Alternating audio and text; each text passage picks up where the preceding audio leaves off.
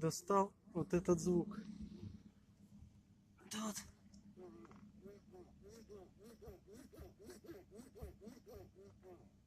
Попробуем это смазать.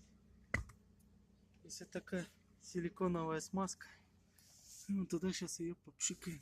Смазал силиконовой смазкой. Все, не скрипит. Я вас покажу, что надо смазать. Вот этот вот пыльник надо смазать силиконовой смазкой. И скрипа руля не будет.